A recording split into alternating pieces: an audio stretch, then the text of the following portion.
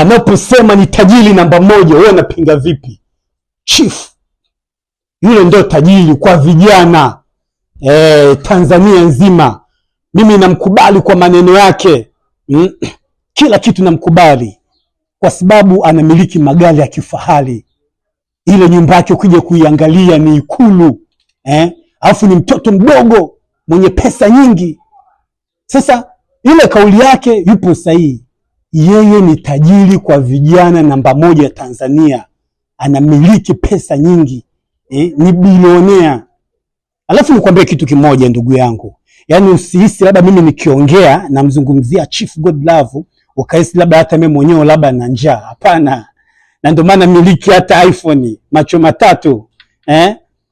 Hii hapa iPhone. Kwa mtu mwingine iPhone hajawahi hata kushika hata mara moja. Na mwingine anaisikia tu mitandaoni.